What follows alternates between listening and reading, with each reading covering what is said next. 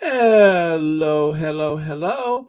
Welcome to Royal Sussex Live. Welcome, one and all. Thank you all so much for being here. Happy holidays to you. Merry Christmas, Kwanzaa, Rosh Hashanah. Wait, no. Passover? Hanukkah. That's it. Happy Hanukkah to you.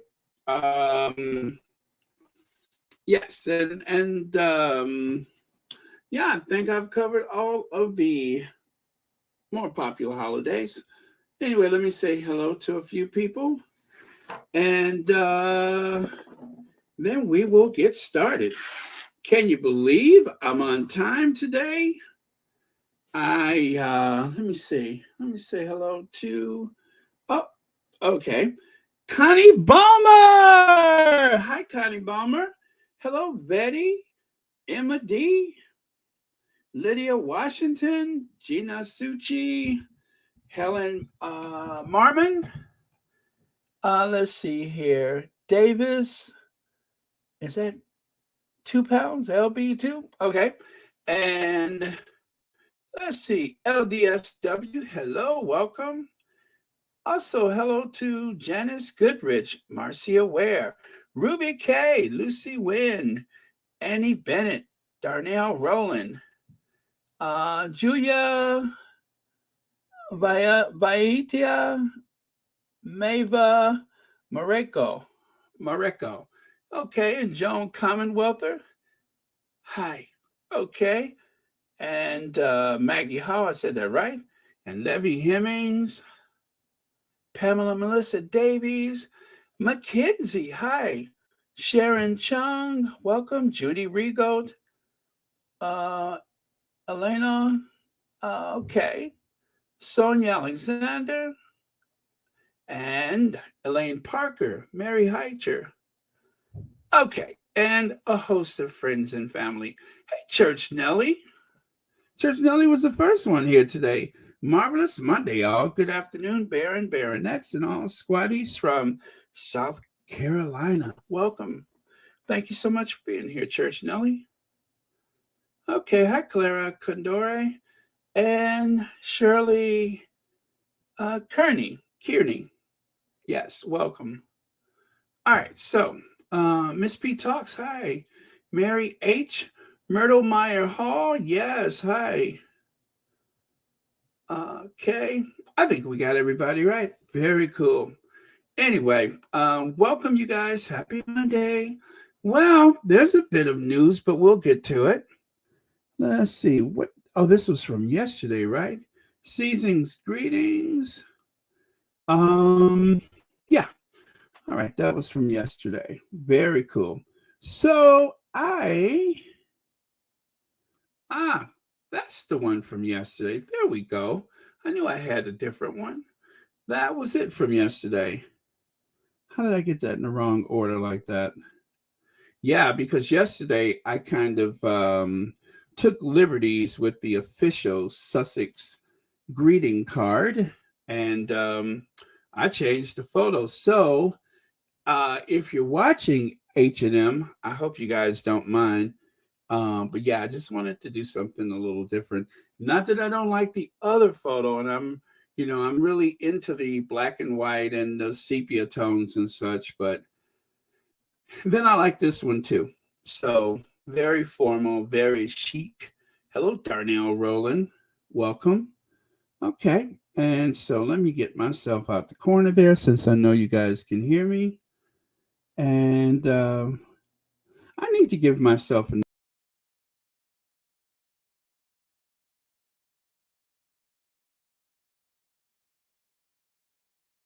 Oh, I took myself out of the stream. All right. I was just saying, I think I'm kind of over this avatar. Let me see if I can change it. What else do we have here? Um, shh, shh, shh. No, I don't like that one. That one looks too sneaky. Let me see if I can change it to something else. I got to give myself some more options, right? How about this tube stop in London, Barron's Court? Yeah, that's a tube stop in London. I saw it and I was just like, oh, I need to take a picture of that. No, I'm not into that either. Let me see. Maybe I'll go back to young, attractive me. There we go. The ideal, attractive version of myself when I was at my fighting weight. There we go. Gosh, I look hot. I would ask me out.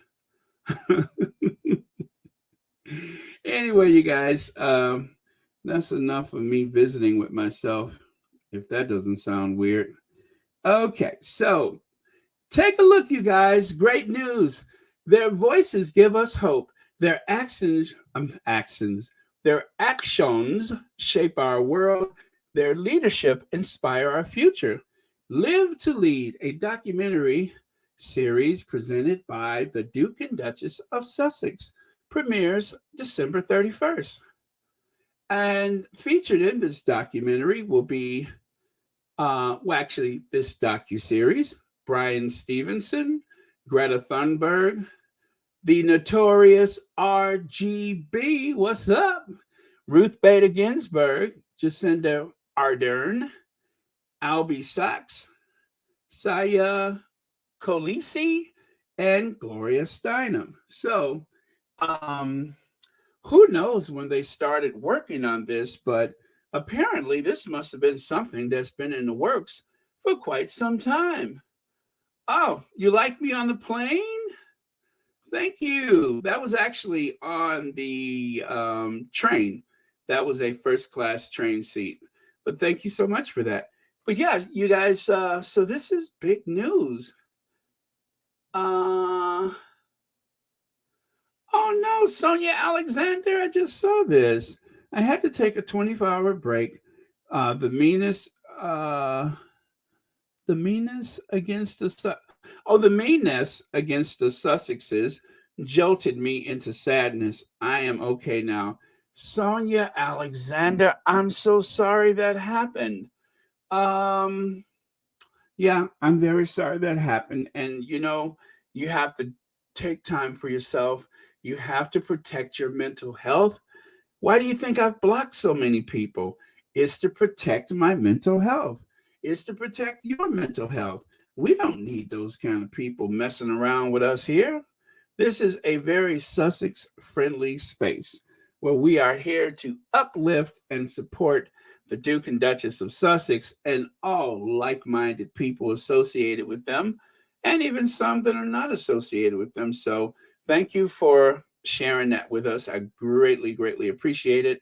And, thank you for being vulnerable with us. That's very important that we're able to share and not worry about how it looks or what people think. So, thank you for that. And you know what? That's going to encourage more people to do the same. So, as I always say, if you guys need to take a step back away from this stuff, you know what? We will be here whenever you come back. Okay.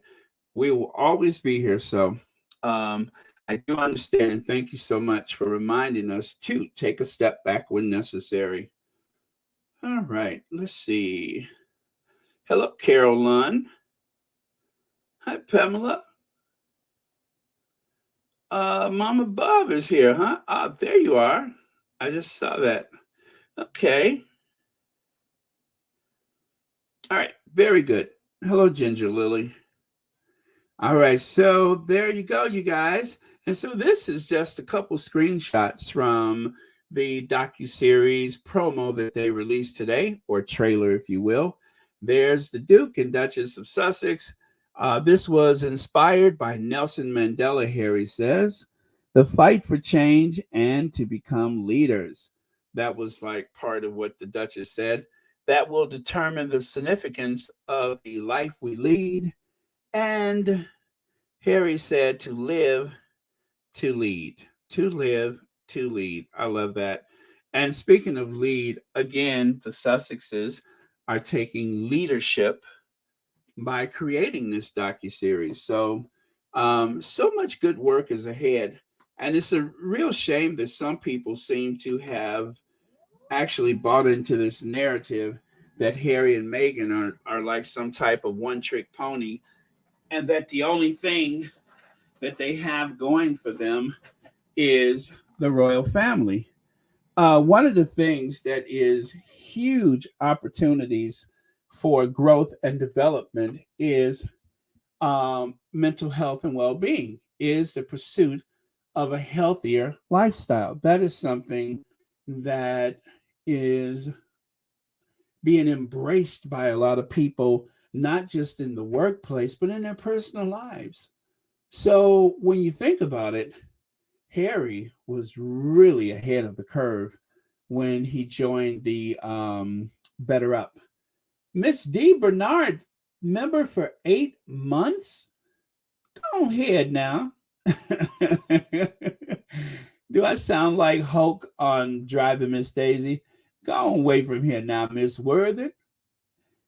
Go on now. Go away from here now, Miss Worthing. But anyway, Miss D. Bernard, as I say with my countryest of voice, go on now. Go away from here. Let me see. Hello, everyone. Glad to catch up. I'm officially a 2022 graduate. Great job, Baron. Merry Christmas, everyone. Thank you so much, Miss D. Bernard. Thank you very, very much. And congratulations for being a graduate. All right. Very cool. Thank you for sharing that. You know what? I'm in the mood to watch Driving Miss Daisy. Hope is wait. Wait, let me do my Morgan Freeman. Hello, Mr. Worthing. It's me, Hulk. I come to take your mama to the stove. Oh man. See how my mind works? All I have to do is think of something, and already I'm doing my impersonations. Bully, bully. I thought kids didn't have the sense God gave a lemon. Was Jessica Tandy ever young? Hi, Gladys Gold. Hi, Gladys. I'm in the middle of an impersonation. I'm doing Driving Miss Daisy.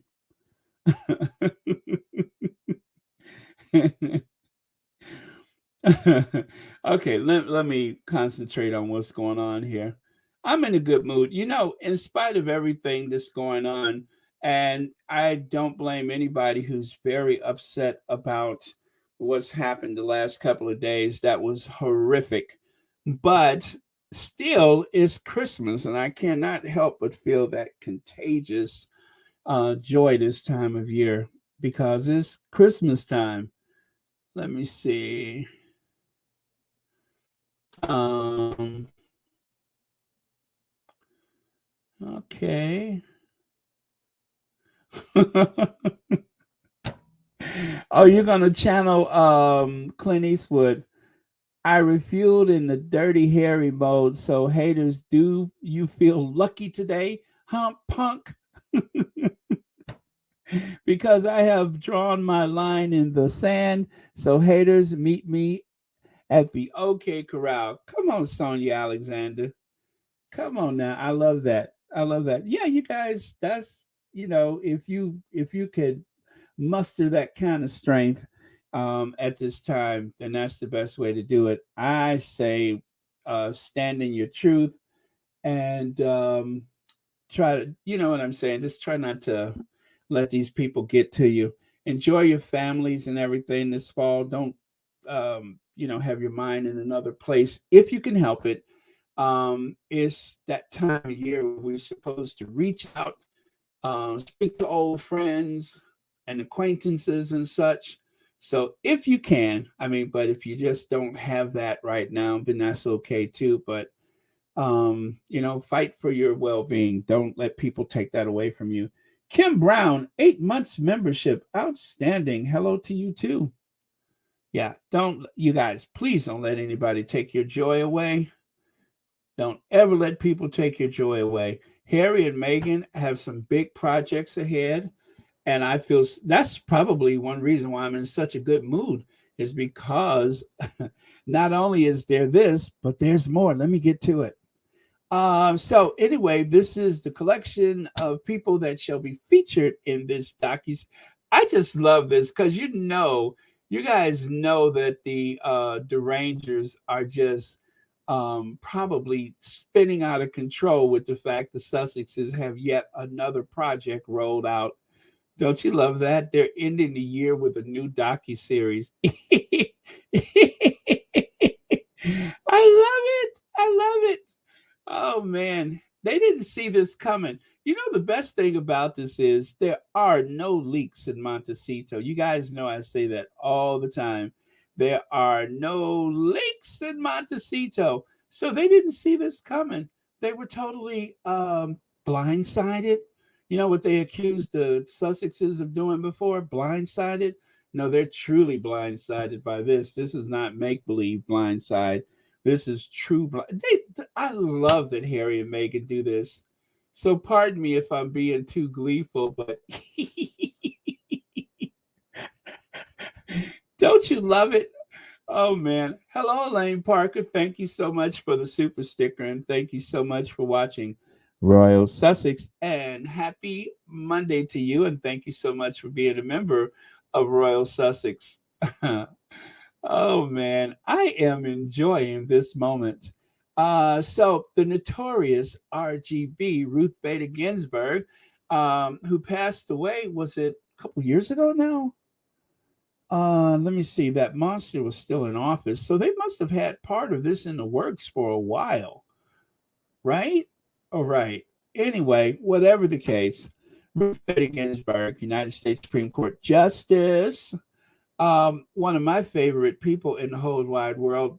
She was just defiant as you know what, and she always stood her ground, and she didn't mince her words.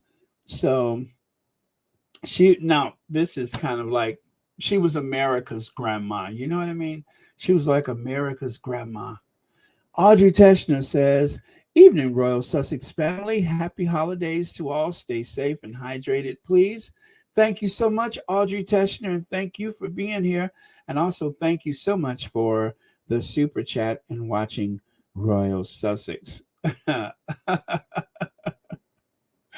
Oh man.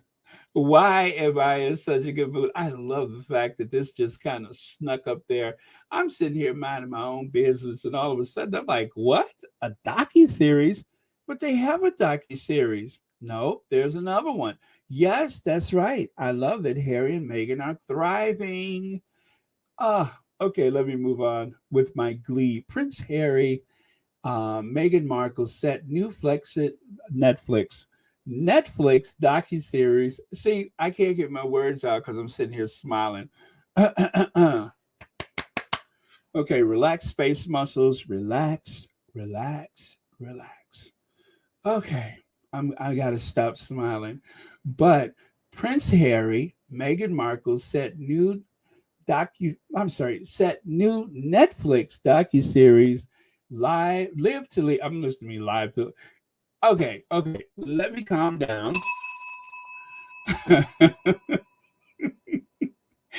I'm sorry. I just cannot help but think how awful this is for the derangers, how they must feel today after all that plotting and scheming. And up today they just decided to just release this one. So, oh man. Carol Lund, thank you so much. Did I say that already? Thank you so much for the super sticker. And thank you so much for watching Royal Sussex. And happy holidays to you. Okay. Oh, Maureen Reed, miss you guys because I have been working evenings and weekends, so I'm not able to join. Well, thank you so much for letting us know, and thank you for saying hi to us today. But we'll hear for you whenever you come back. Let me see. Thank you. All right. And here you go. Now, this is another little thing I love. One of the squatties posted this, and, I don't want to throw everybody into somebody's inbox. So sometimes I cover up the name, or sometimes I don't mention the name, but a story in two parts. Perhaps some of the writers at Variety didn't get the memo. Well, life sure does come at you fast, huh? See, I'm not the only one in that kind of mood today because of this announcement. Perhaps some of the writers at Variety didn't get the memo. So, what this squatty is referring to is, check it out, Harry and Meghan lack a second act, so Netflix and Spotify shouldn't look to them as long term programming strategy. What? The number one documentary in the world, the number one podcast in the world, and you mean to tell me they debut with a number one podcast, a number one docuseries, and how dare you say that they shouldn't look to them as a long-term programming strategy? How shallow? How shallow is that?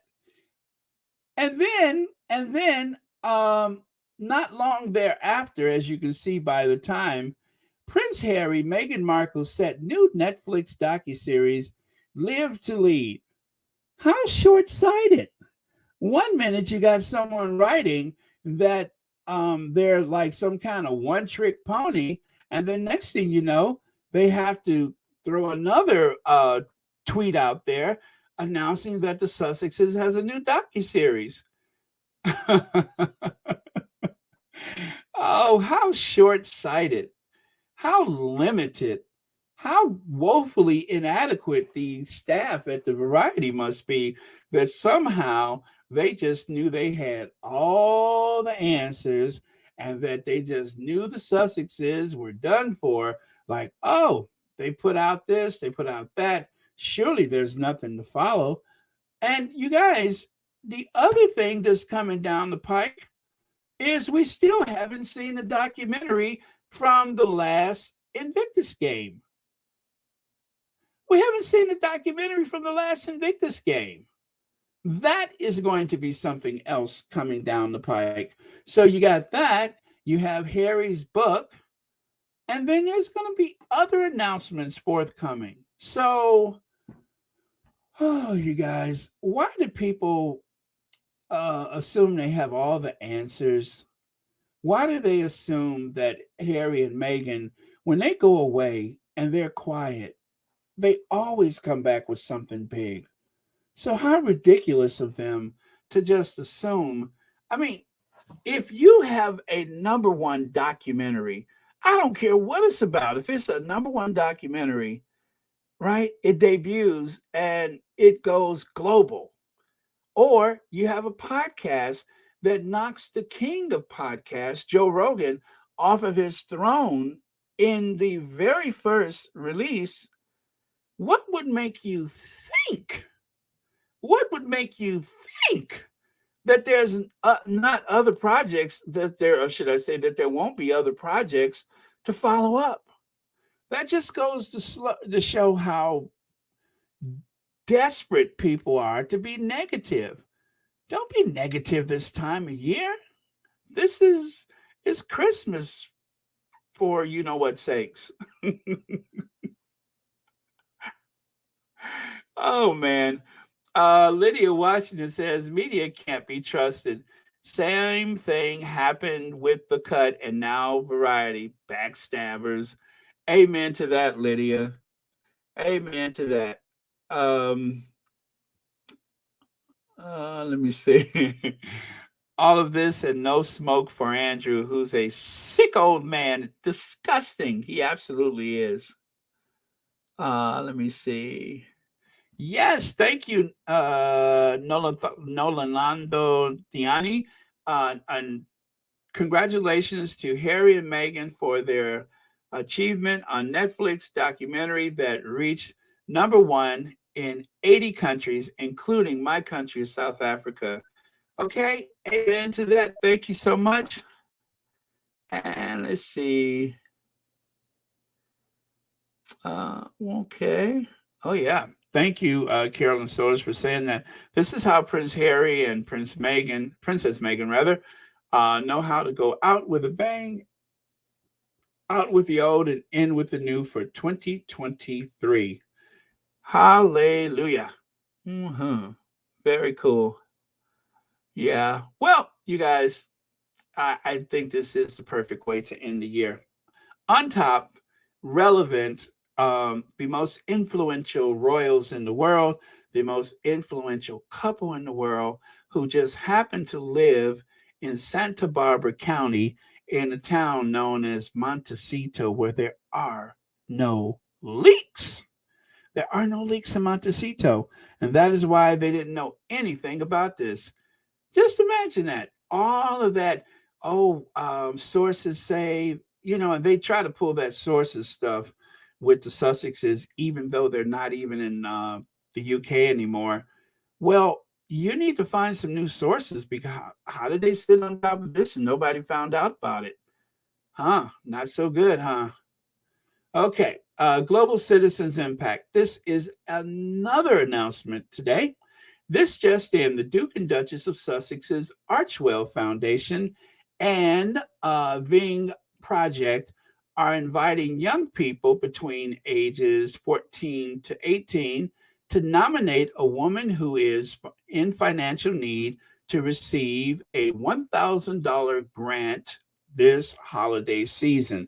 So we talked about this before, where they would try to stimulate philanthropy. Well, this is what it's for: is to stimulate philanthropy um, among younger people. And as you know, this is a very sensitive generation that has come along, where they think about others almost as much as they think about themselves. They are very in touch with their feelings, right? And so, because of that, perhaps they want to help someone within their circle of friends and family, but they just don't have the resources. So, this is a great way to help them pay it forward by them being able to nominate someone to receive a grant of $1,000 to do with whatever they like. There's no strings attached to it. You just have to submit someone, and if the person is chosen, then you will be able to present them with $1,000 check, I suppose, yourself. So, how amazing is that? And so the Duke and Duchess of Sussex has partnered with Ving Project to do that very thing. Okay, we all know amazing women in our lives. Despite everything, they're still there showing up for their communities. Some of them might even be facing financial difficulty, yet they continue to defy life's hardships, and their act of kindness toward others don't go unnoticed. This year, for many, has been challenging and overwhelming, particularly when it comes to finances. Inflation is soaring around the world. Energy and cost of living crisis are widespread. Child poverty and hunger rates are increasing, and families globally are finding their finances even more strained. That's why the Duke and Duchess of Sussex Charitable Archwell Foundation has partnered with Ving Project, a US based giving movement, to give away 1 million in $1,000 grants to women in financial need nominated by young people aged between 14 to 18. How cool. Well, thank you, Duke and Duchess of Sussex, and of course, Ving Project. This is going to go a long way to help a lot of people. So, $1,000 grants, which will total $1 million. That's going to affect a lot of people.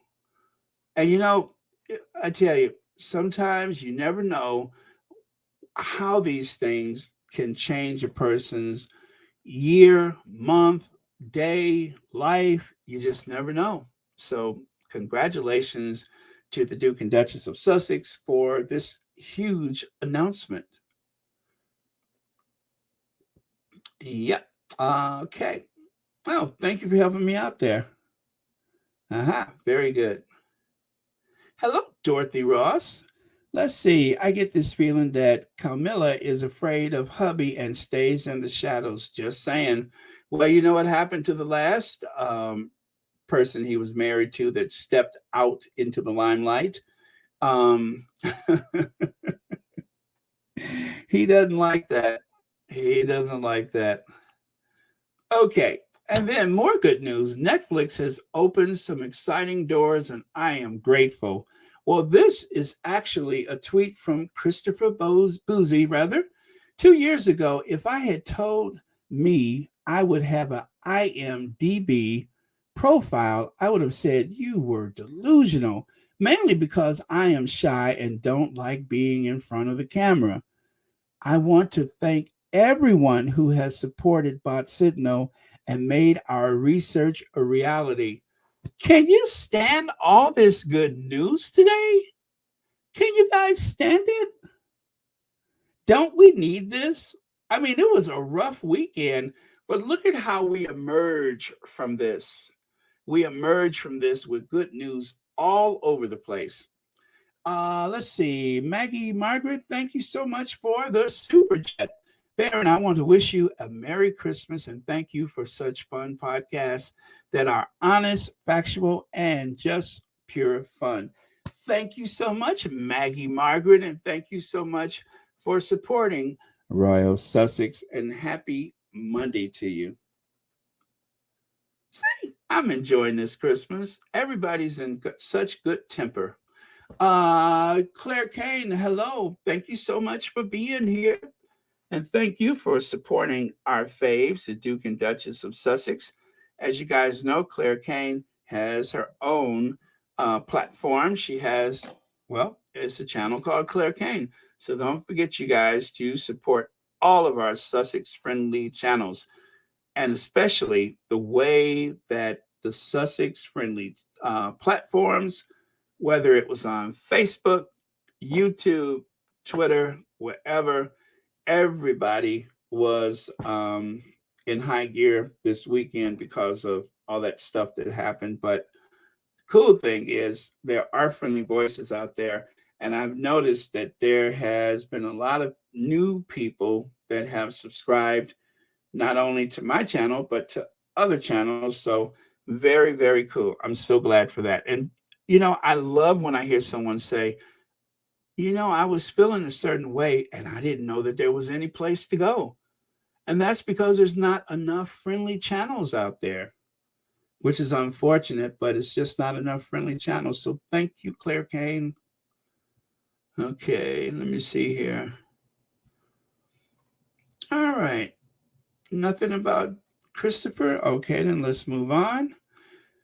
Okay, you guys, let's get into it. Let's get into it. Show me who your friends are and those on your guest list, and I'll show you who you are. If you still have a problem with Harry and Meghan, I'm afraid you just don't understand the situation.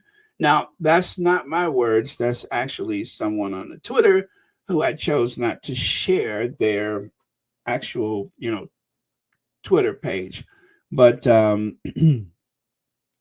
so there you have it. These are the kind of people that Camilla has been associating with. Now, there is one person in particular that I left out, mostly because the person who wrote that also created this collage. So if I was able to add just one more person, that one right there. Yes, it's not unusual to look like you're biracial. It's not unusual to look like you're biracial.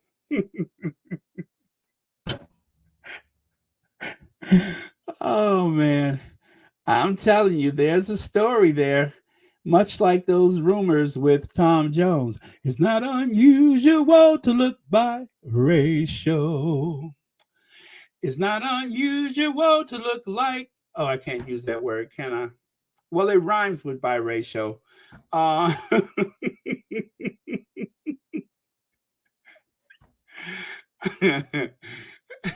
Remember that television ad, Got Milk? I look at him and I just say to myself, Got black? Got black?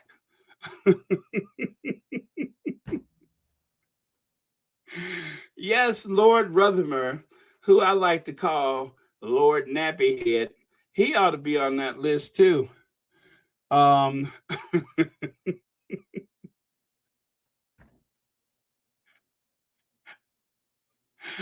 oh man.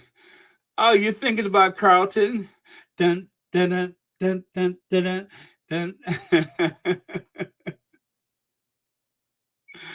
Oh man. Yeah, I know. It's a throwback. I can't help it. I'm old. Let's see here. But yeah, so those are the people that she hang with, including Lord Nappyhead. And what was that Nora Ephraim said? Nora Ephraim had a book, and pardon present company, but I know some of us have been challenged, and this is not directed toward anyone in the channel, but Laura Ephraim had a book called "I Apologize in Advance for My Neck," and of course, I'm looking at, ooh, gosh, that's everyone, isn't it? But that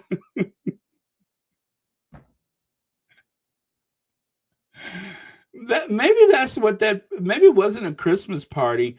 Maybe they were having a book club. Maybe they were all like doing a book club for Nora Ephraim. Yes, they belong to the Nora Ephraim book club. It's so weird that I know about that book. Anyway,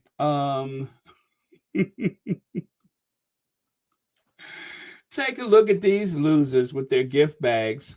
You got I'm really disappointed to see Maggie Smith and Hugh Bonneville, but they're they play all of these parts, and so it's kind of hard to not be in that clique, I suppose. Well, anyway, that's enough about them. Okay, so cautionary tale. If you leave your family, job, and country, take a while to learn from others. Um, be modest, tread carefully, and don't assume you know best. Remember, others can be much more powerful than you. Well, Angela Levin is trending like crazy today because she seems to, you know, I guess she couldn't allow anyone to out provocate her, right? So she decided to follow up Jeremy Clarkson's article with this thing here, um, which seems like a veiled threat, the same as the article over here from the funeral. You're going to lose this war with the royals, Meghan, and you're going to lose it big.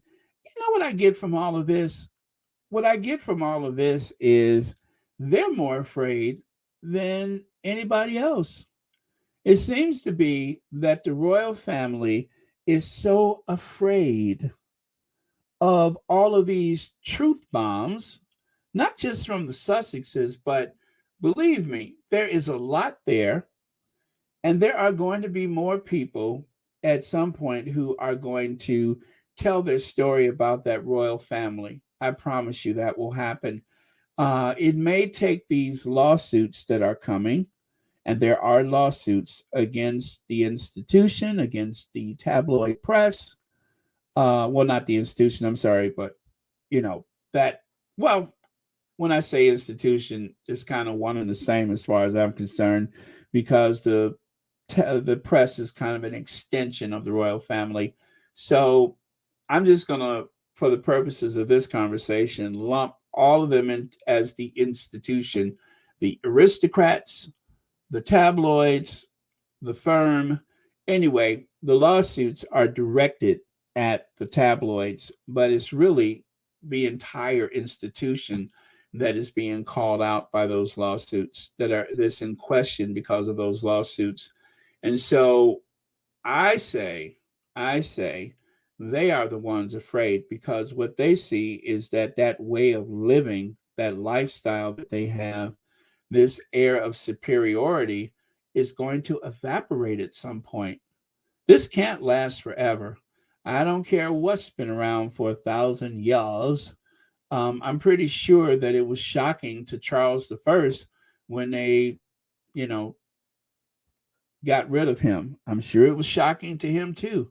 So this idea that it shall last forever and that there'll always be an England, well, yeah, there will be an England. There just may not be as much power for the royal family as they have right now.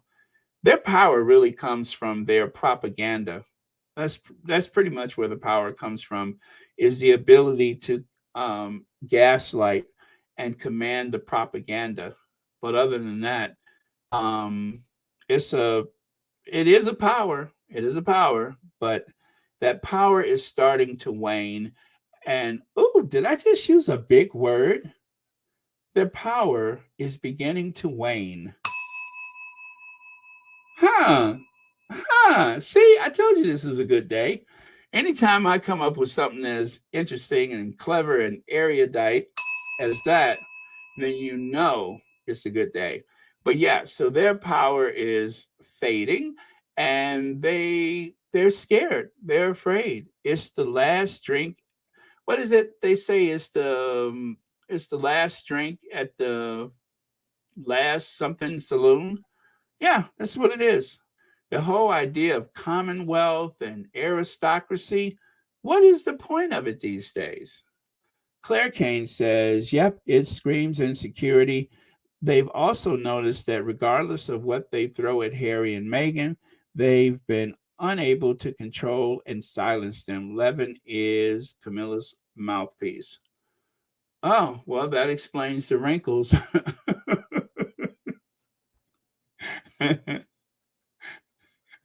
Just like drawing on a cigarette. Oh, well. Rohini says, tell me you're running scared without telling me you're running scared, Angela 11. Yeah, yeah, absolutely, Rohini. That's brilliant. Thank you so much for that. I love that. But yeah, they're the ones that's afraid. Wow, what power there must be in Montecito right now. So, Dr. Shola, of course, was having none of it. As per usual, Dr. Shola was having none of it. And of course, nobody has been called out until Dr. Shola has had to call them out. And so let's see here. Dr. Shola says this tweet insults, gaslights, and disrespects on a topic on an I'm sorry on an epic level. Very British non apology. Jeremy Clarkson laughs in our faces. Nothing will change for him. Those who support him, like Camilla, the palace, British media, and powers that be, will applaud him for hatchet job on Meghan Markle.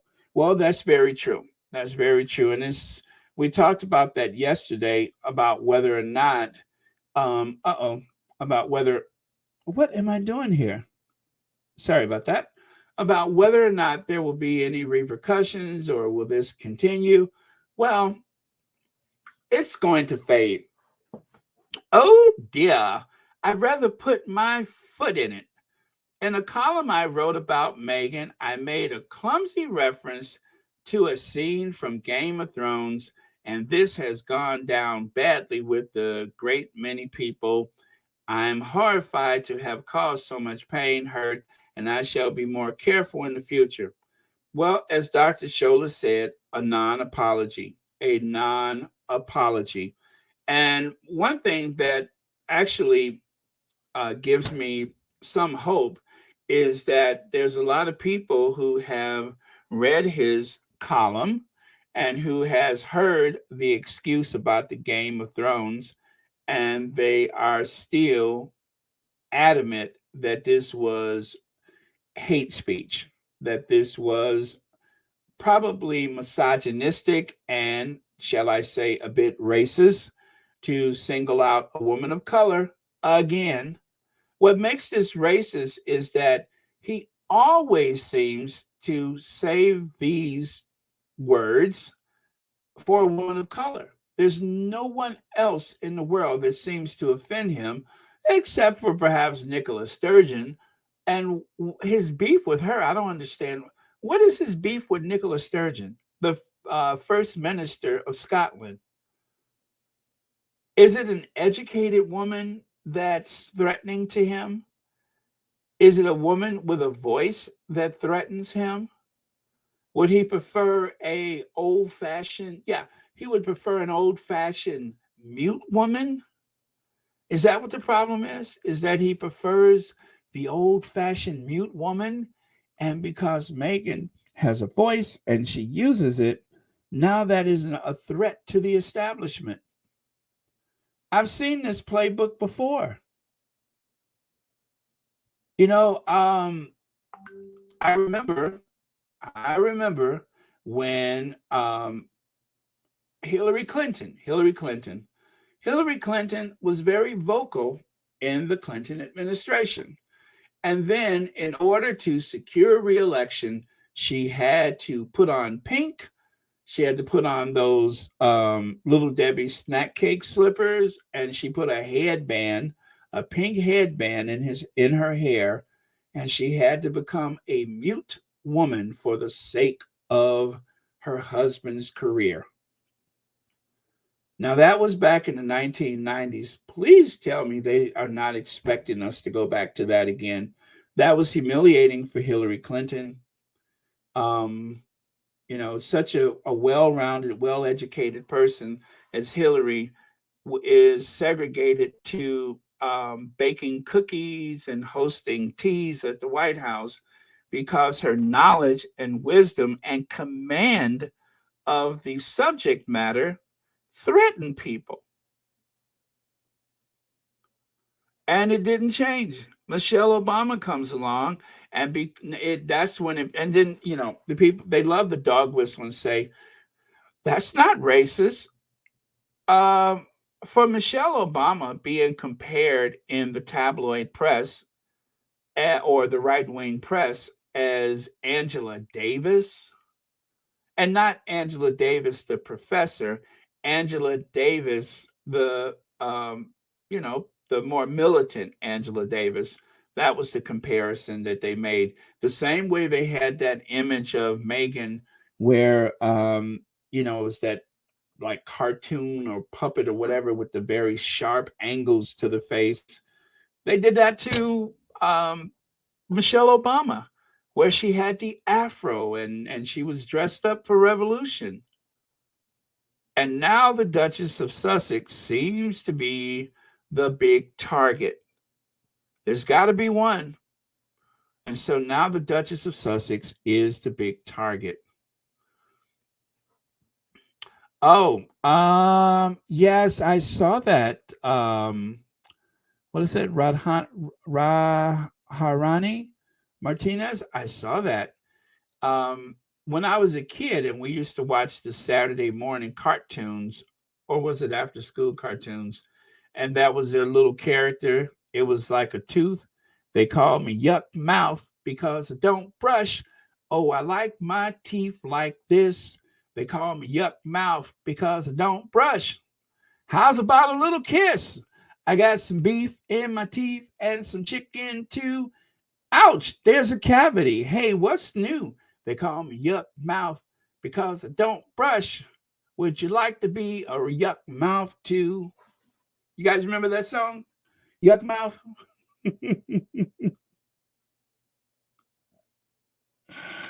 Oh, man. Yeah. That was a song when I was growing up. It was called Yuck Mouth.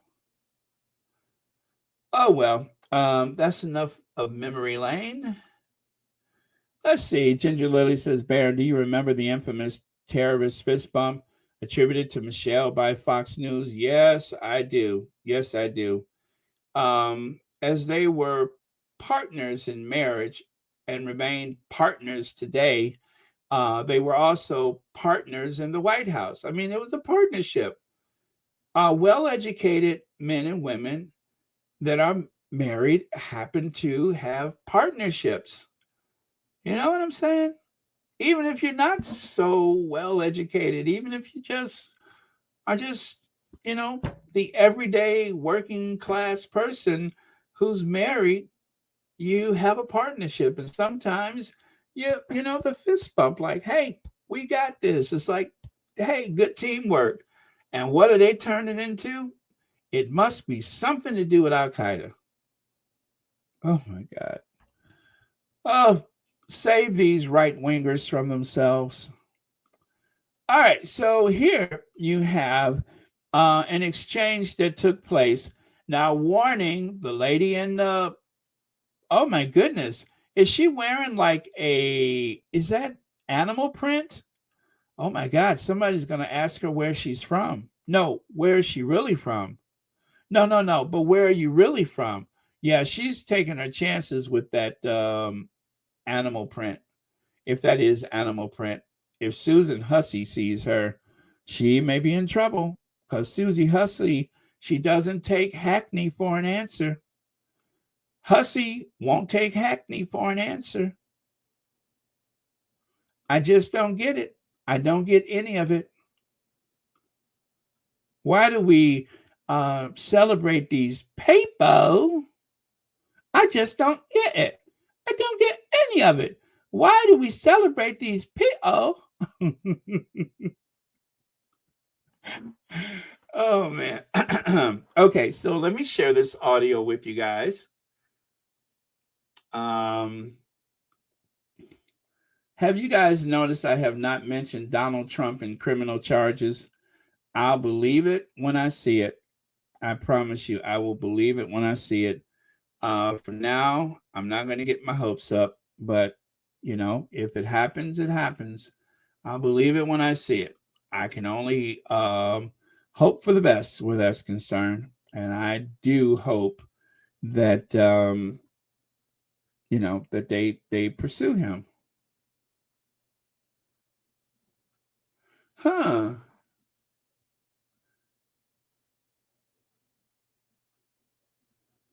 Really? New York Times spark outrage over opinion piece demanding that Britain's racist royal family is dismantled. Woo! Where's that? Oh my goodness. Oh my goodness. That's new. Huh.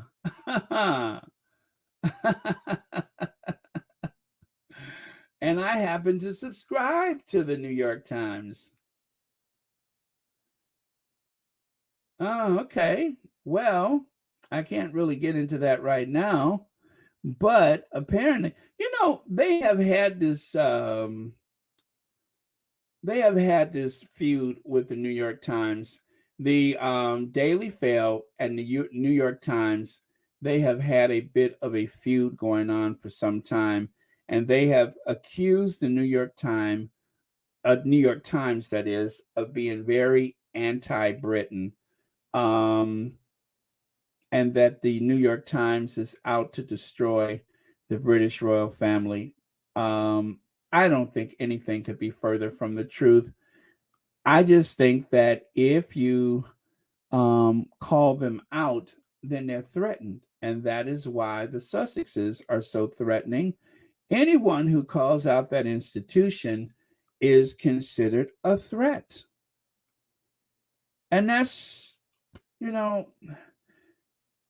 tell you what, straighten up and fly right, and no one will say anything to you. But it's because they are so behind the times that they feel threatened. So anyway, I'm going to look into that later. Can't do anything with it right now, but I love the New York Times. You guys know I love the New York Times. So, okay. So Pierce Morgan says, my God, New York Times publishes a shameful trashing of Britain in our royal family, including demand for monarchy to be dismantled. This is what the Sussexes have done. This is what the Sussexes have done with all their lies, made the world view us as a bunch of callous racists. I'm sorry, guys. That's not funny. Oh my God. You know what? I'm sorry. I was looking for something and just came across this. Look like all hell is breaking loose.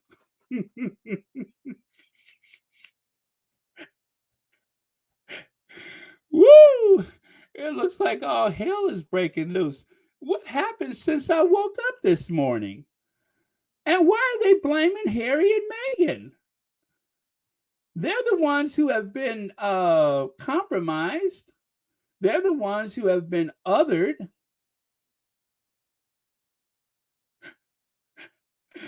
Oh man, I'm telling you, I did not actually set out to find this. It found me. But I have to say that I don't know if Christmas is going to be this much fun. But you know what? It serves them right. It serves them right because I think, well, not I think, I feel strongly that they need to know what it's like to feel set upon, othered, and to feel like you're not heard, to feel to be silenced, if you will. So when Harry met Meghan, okay, that was from December. Oh, December 19th. Oh yeah, that's the name of the article in New York Times. When Harry met Meghan, until the 20th century monarchies were the rule rather than the exception, the pleasure of being a member of the royal family are obvious. Their countries are organized according to the whims of a single leader who, at least for the British constitutional monarchy, believes the sovereign's power is ordained by God in an unbroken line of succession. This is, of course, absolute nonsense. What's more, monarchies are almost never benevolent. Even if they have no political power, they are often upheld with one form of violence or another, and their gilded existence is subsidized by people they rule in exchange. I'm sorry, you guys. I can see why they're upset. Their existence is subsidized by the people they rule in exchange. The titles surrendered most of their privacy and lead lives of service to the crown. Lots of people fantasize about royal life, but when you look past the obscene wealth, pomp, and circumstance, the day to day seems absolutely miserable. There is so much demanding protocol and so little room for individuality or humanity. Marrying into a monarchy comes at an incredible high cost. When Prince Harry met and married an American actress, Meghan Markle, we saw in real time just how high a price the crown was willing to extract from an outsider up to and including her life. In Harry and Meghan's a Netflix documentary, the Duke and Duchess of Sussex share intimate details of their lives from their courtship to giving up their royal duties and privileges and moving to California to raise their young family using a combination of historical footage, family photos and videos, and stylish confessionals from scholars, friends, and family. The Sussexes tell a story that frankly, we mostly already know. You might be surprised to hear that the trilogy of Lifetime movies about Harry and Meghan's courtship is fairly accurate. So that's just part of the column. Again, it's by Roxane Gay and is called When Harry Met Meghan. As I give that very sinister laugh. uh, All right. So that's it, you guys. I don't want to continue with that one. I'm going to play the little sound bite for the image on the screen, and then I will get to your comments. But oh, wow. Interesting. I found that. They're always angry with the New York Times because the New York Times doesn't seem to mince their words and kiss up to the institution. And that is a problem. Pomeroy says, a hit snake will hiss.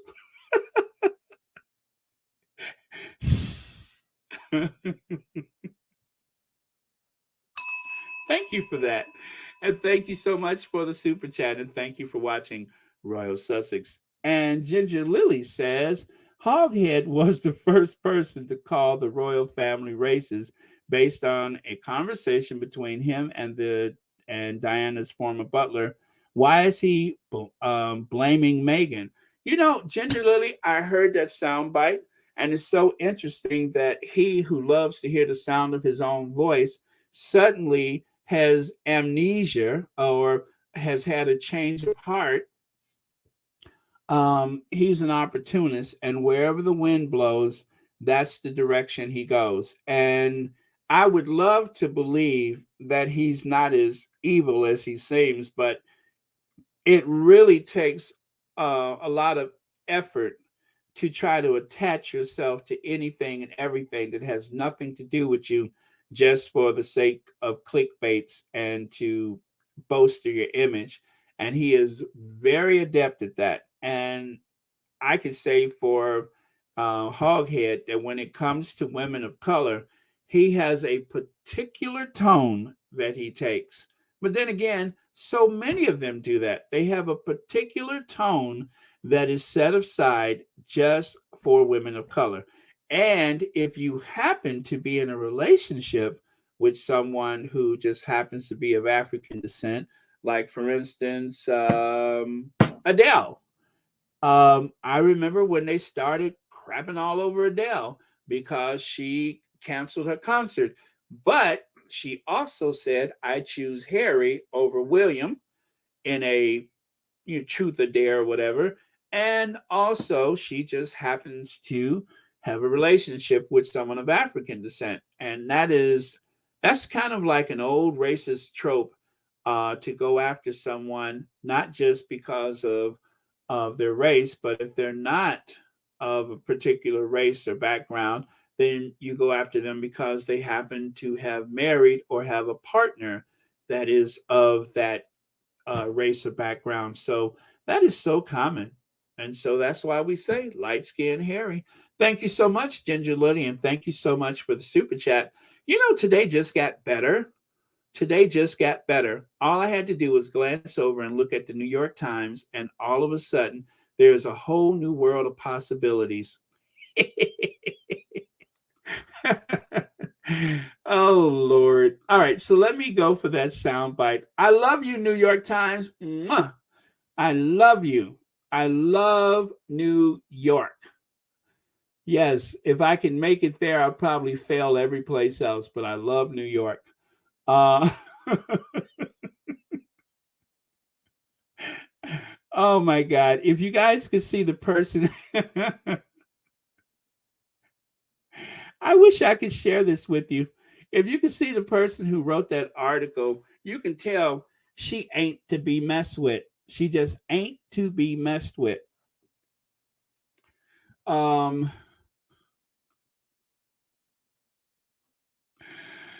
Okay. Let me focus. I am going to share that sound bite. I'm going to pretend like I didn't just see this article because I got work to do.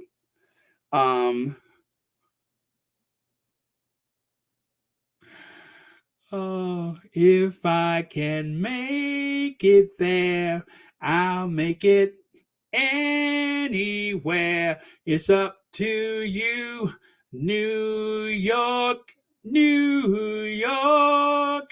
Okay, soundbite is coming. Here you go, you guys. Thank you so much for your patience.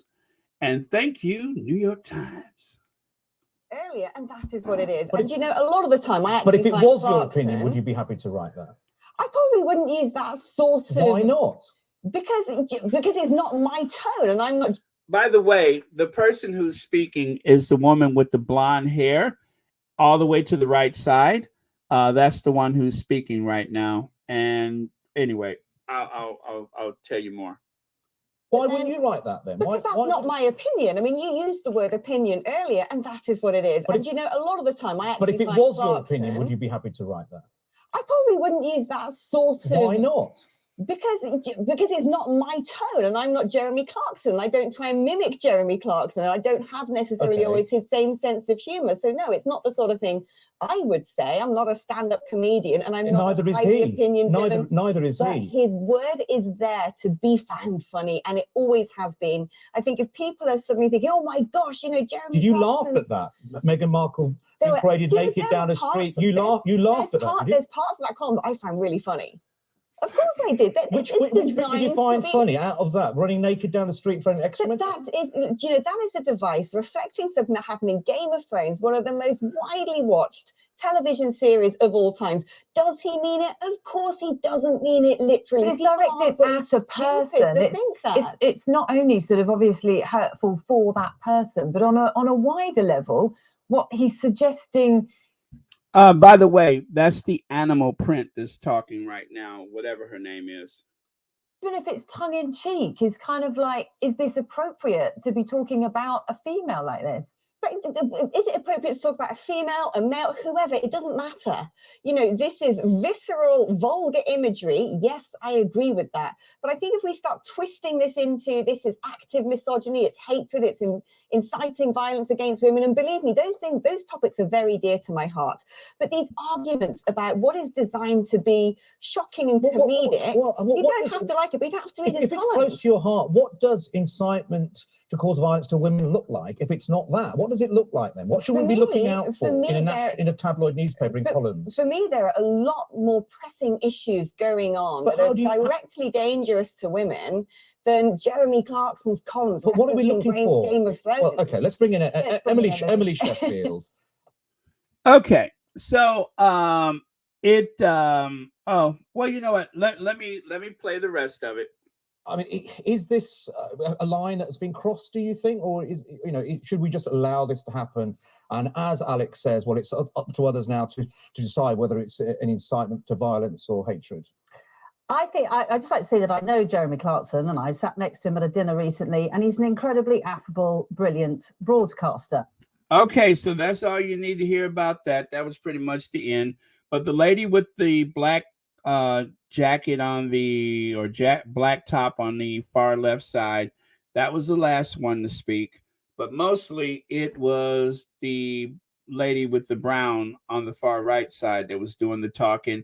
As you can see, she was there to gaslight and explain to us why we didn't hear what we heard, why we haven't seen what we read.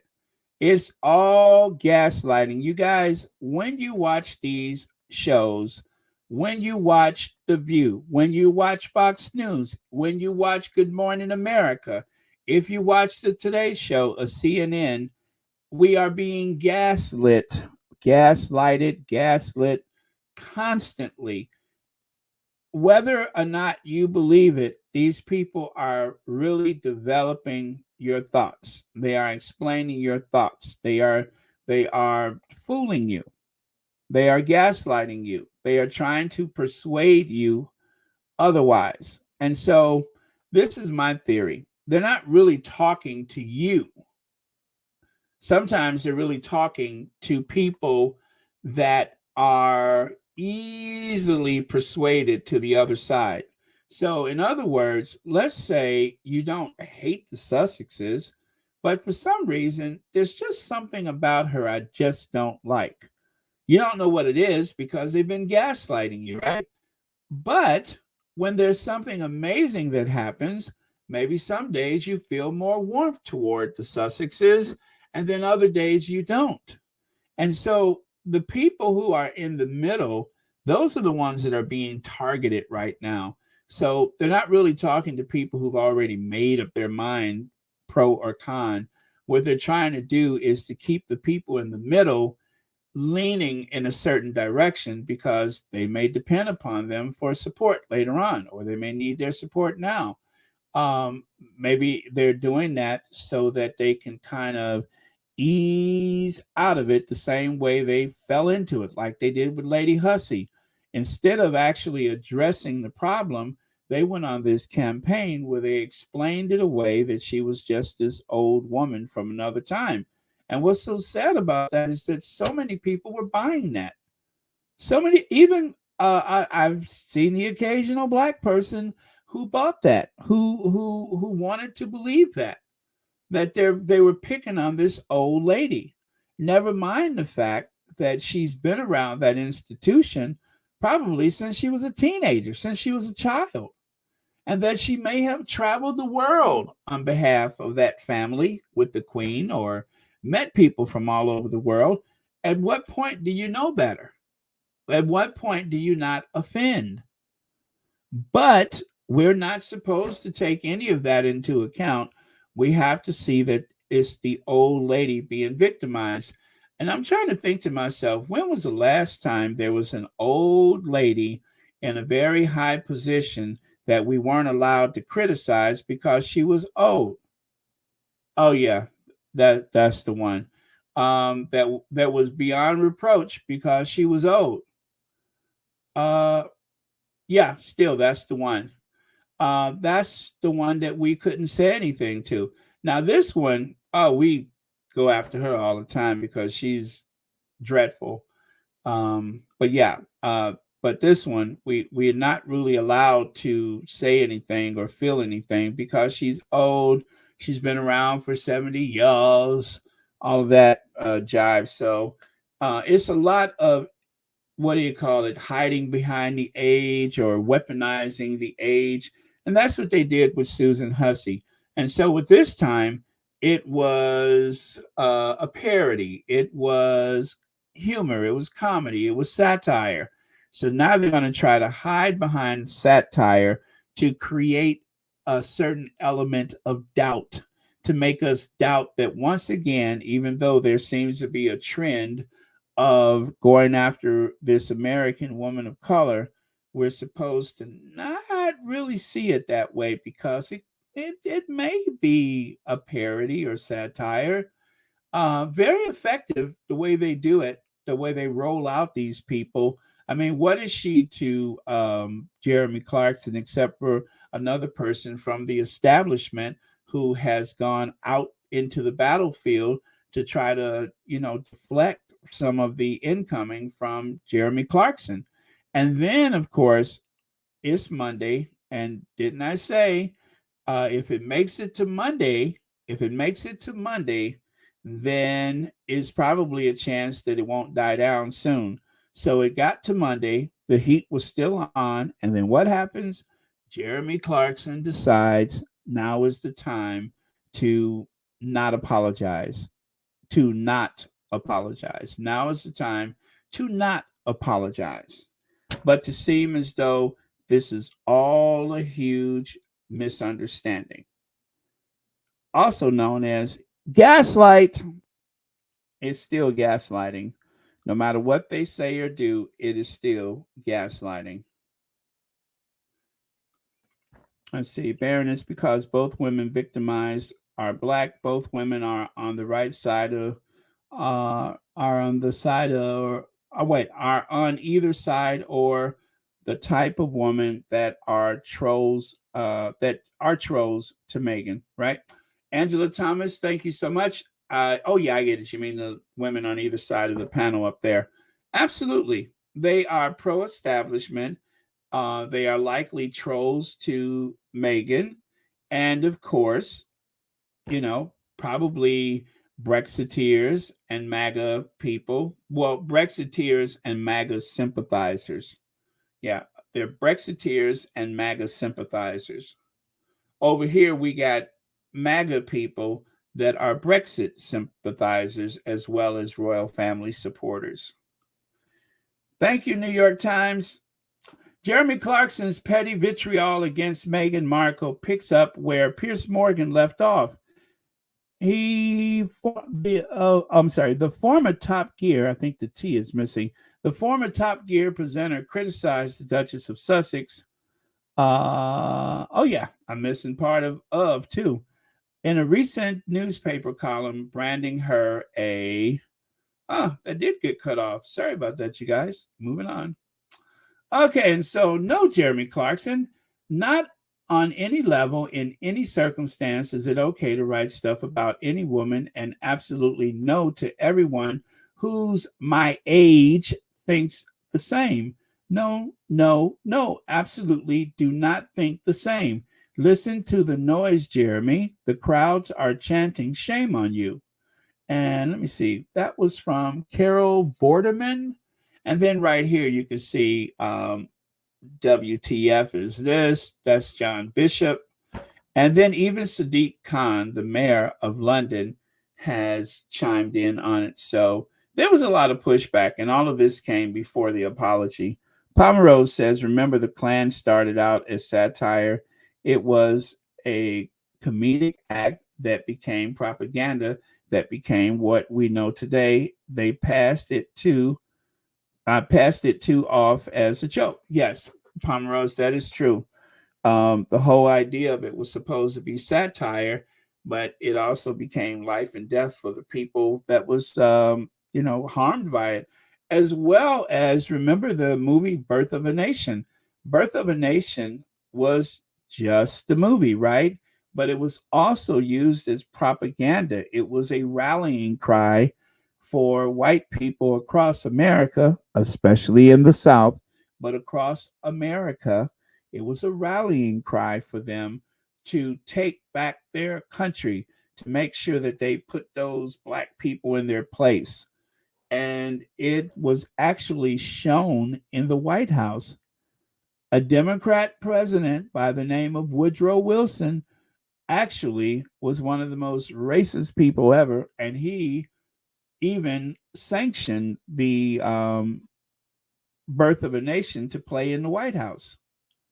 So Theodore Roosevelt, he had lunch with what's his name, Booker T. Washington, and there was so much pushback and so much criticism that eventually, in order to, for political reasons, all of a sudden he had to walk it back and then prove that he is just as racist as the next person. That was Theodore Roosevelt, not Franklin Roosevelt. But yeah, that happened. So there's so many times when they will actually celebrate or sanction these types of satire and entertainment. And, then all of a sudden, a lot of people are either injured or killed because of this humor. So people were right to call him out. And I'm so glad that so many people have, but it's what happens next that concerns me. So thank you so much, Pomerose, for reminding us about that. And thank you for the super chat and for watching Royal Sussex. Okay, and God's Child has a super chat. Please log me in. I'm upset. It upsets me as a Brit from the Commonwealth when they blame Harry and Meghan and New York Times. We see the daily attacks of Harry and Meghan by sections of our press media, the hurtful silence by the palace, and take it personally. Thank you so much, God's Child. So, are you not able to? Are you saying that you're not able to chat without a super chat? I just make sure that you are subscribed. And sometimes we may take ourselves out and put ourselves back in, but if you have subscribed as recently as a week ago, then or less than a week ago, then you may not be able to chat. But I could assure you that you're not blocked, but I will double check it though. I will double check just to make sure you're not blocked. And thank you so much for the super chat. And also thank you for being a member of Royal Sussex. Okay. And Sharon Young, I told you the other day it was a Klan meeting. Thank you so much. Oh, man. Well, you did say that. I do remember somebody said that it was actually a Klan meeting. Oh my God. What a terrible thing for him to do. What a terrible thing for him to do. And I understand why some people had a really bad headache because of this over the weekend. It was a tough one, and I hope that the response has given you some solace. Uh-huh.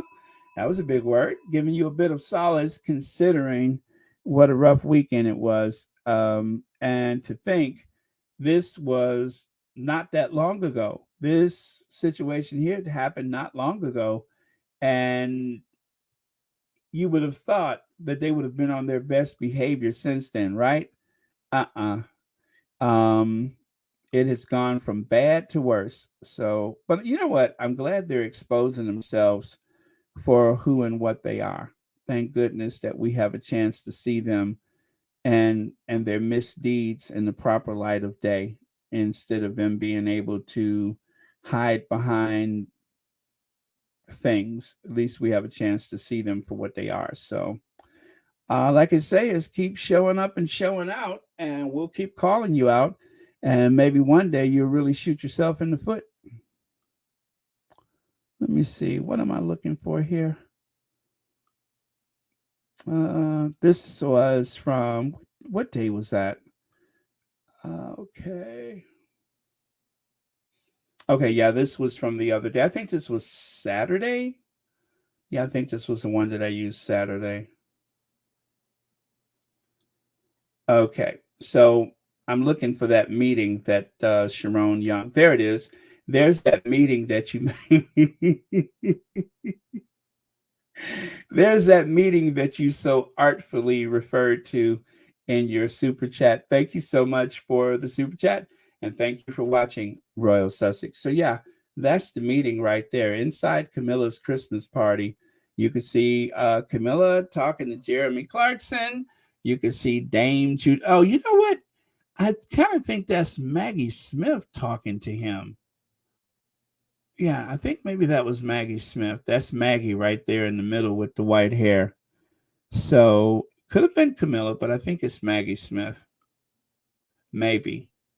No, let's see. What is that weird pattern that I see there? Oh, is that Judi Dench? I think that's Judi Dench, right? No, it's not. The hair's too long. But anyway, y'all heard what she said, right? Right. What a disgusting display. All right. The Best has a super sticker. Thank you so much, The Best. And thank you so much for watching Royal Sussex. Happy holidays to you. All right. So let me get back over here where I left off. I had to make peace with the fact that we're probably never going to get a genuine accountability or a genuine apology from my family. My wife and I are moving on. We're focused on what's coming next. You guys hear that? We are focused on what's coming next. Now here you can see that the royal family's propaganda people, the Royal Rota or, whoever the unnamed sources, whoever they are, you can see somebody's trying to keep it going. If it is one of the royal rodents or whomever came up with this idea, you can see right there, royals baffled by Harry and Meghan's demand for an apology and refused to respond. And then here it says royal family left baffled by Harry and Meghan's demands for an apology, with Prince told by Palace one will not be forthcoming until he admits his own faults, reports say. BS and BS. I don't believe either one of those are true. I just don't. That is all propaganda. The Sussexes have not demanded anything. Harry said, I've had to make peace. Harry has made peace. Harry doesn't lie. That's why they call him truth bombs, because he's not lying. And maybe that's a coded language when they say truth bombs. Maybe that is what they know to be true. But they say truth bombs so that you think that there's something bad about it. But it's the truth. They have moved on. They have not asked for an apology if I was in Harry's position, if I would like to believe that I would know better than to expect an apology. There will be no apologies. And the Sussexes, as they said, have moved on. So anything else they need to know, what could I say? Wait for the book. Again, you're known by the company you keep. Either you're with some Farrah Fawcett wannabe, or you're with some hoghead or yuck mouth, or you're with some relic from the what is that, the prehistoric times, or you're with a troll doll. Whatever the case is, the Sussexes have moved on. They have told their truth, and that's it. That's it. They told their truth. Now, there will be a book coming. There will be several books coming, according to the rumors about Harry's book deal. So if there's anything else they need to know, just wait for the book. But I think they said what needed to be said, and people around the world are responding to Harry and Meghan, mostly in a very favorable way. I mean, considering that it's the #1 documentary, and there's a lot of documentaries on Netflix. Harry and Meghan, #1. No other docu-series or documentary has ever had this much attention. None of them. And just think back at some of the documentaries that you have watched on Netflix, and you thought, wow, this is a really big moment in Netflix. All of that has, been outdone by the Sussexes. So where there's that much ability to command the attention of the world, there will be more projects in the future. Projects that obviously we may not know about, just like we didn't know about this one that was released today or mentioned today. So there you have it. Okay, where is the moral compass? Black woman on monarchy's treatment of Meghan. Now, I haven't had a chance to read this one yet, but it's in The Guardian. So if you guys are so inclined, that's it right there. Where is the moral compass? Black woman on monarchy's treatment of Meghan Markle. Let's read it together. I'll make that my homework for today. But with everything else that was going on, I just didn't get a chance to check it out. So, but you can find that on The Guardian. So there you go. Let's see. Sharon Young has a super chat. I have came to the conclusion they mad Harry got the fantasy they want, but scared to go about because there is no way in this universe a black woman would want them.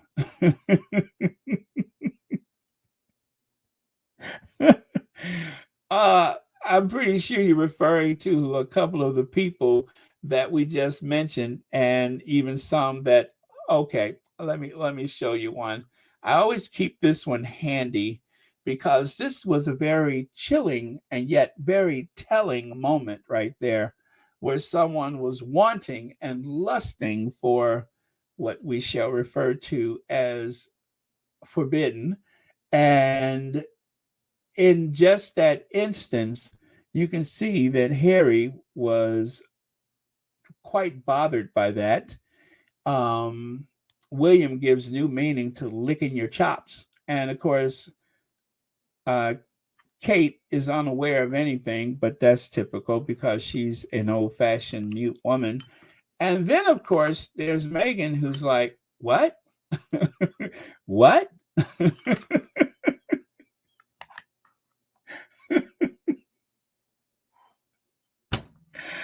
So thank you, Sharon Young.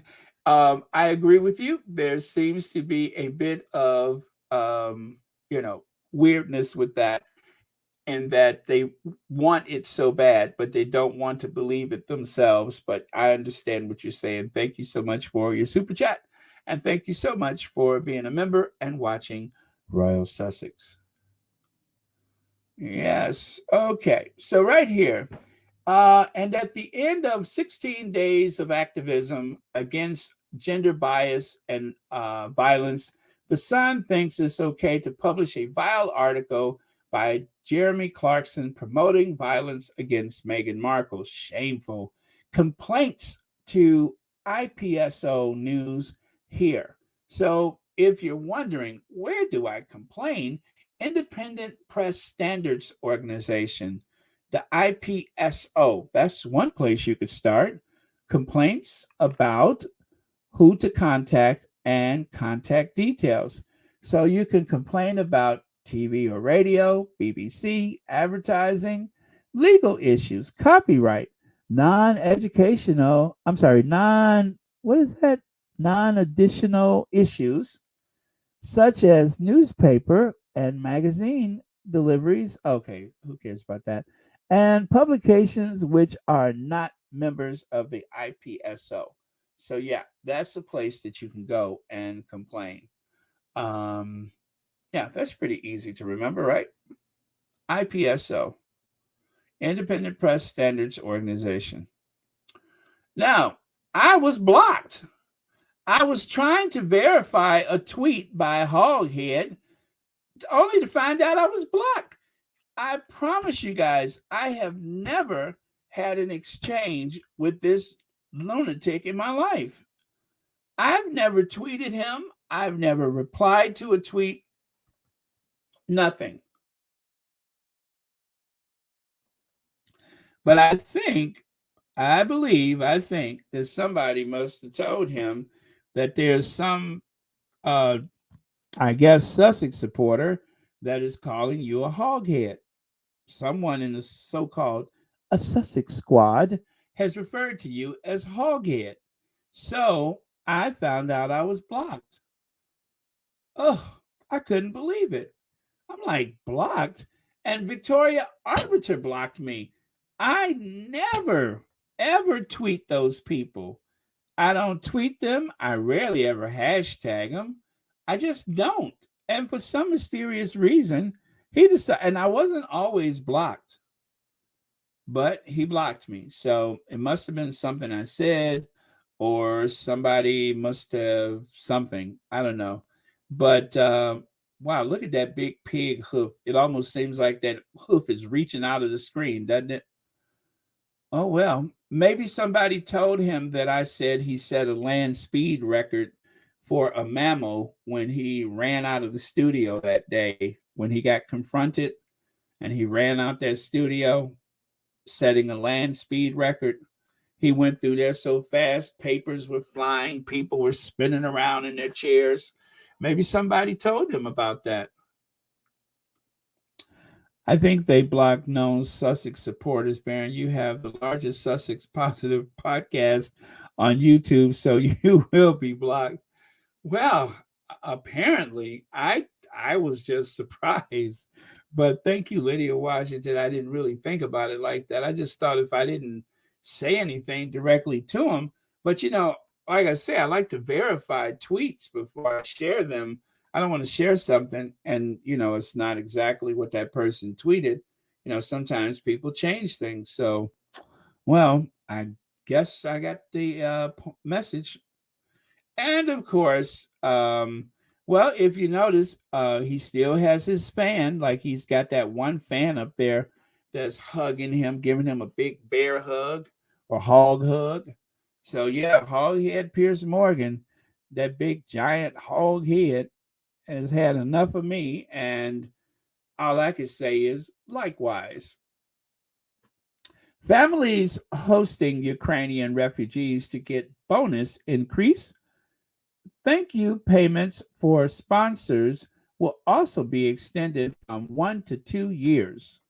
Families hosting Ukrainian refugees are to get a 40% increase in their monthly payments up to, to £500 amid fear thousands could drop out as a result of cost of living. Well. This does not apply to people of color.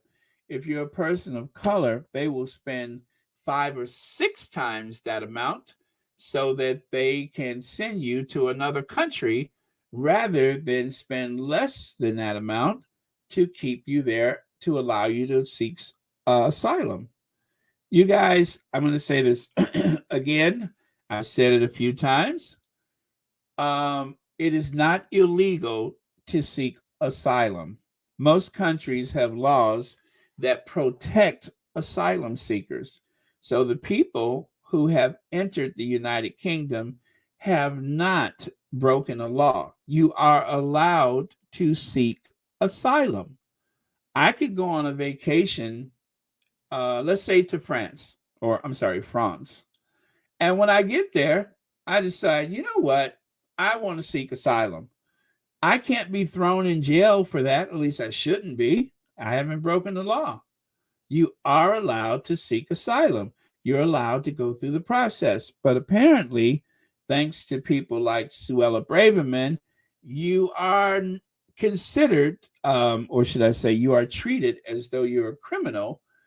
And it seems like it's because of your complexion or because of your religion. But because these are good Eastern Orthodox families from Ukraine who just happen to look more like what they want them to look like, it's okay for you to stay.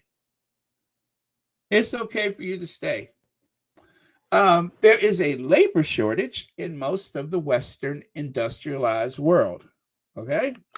And I'm sure they would want those Ukrainians to go and work in a coffee shop rather than to have someone from, let's say, I don't know, Libya,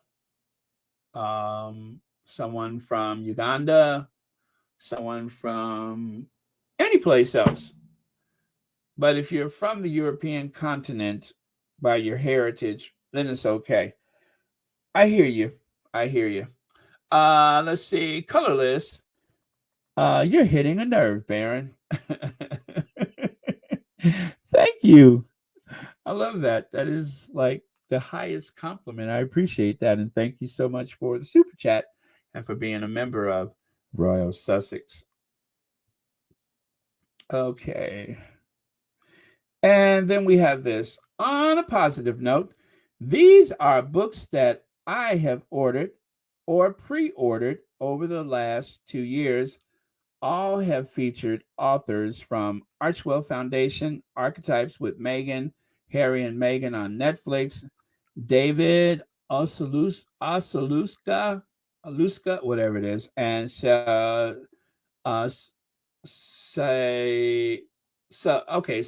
Sophia Noble and Helmsley Becky. So there you go. Talking to the Wild, Black and British. Who else? The Together Cookbook, The Bench, The Spare, Algorithms of Oppression, and of course, another volume of Black and British. So if you guys would like to make sure that you are supporting people that are, again, have values that are in alignment with most people that view Royal Sussex, here's a list of books that you can consider for your collection. I'm waiting for The Spare. I have The Bench and I have Together. I don't have those other ones, but What the Wild replied. Okay, I didn't mention that one, but yeah, so there you go.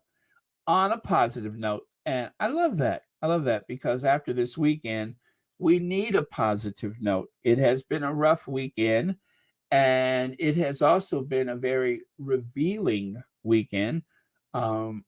Racism was put on full display, and we have found racism to be wanting in his, her, their character.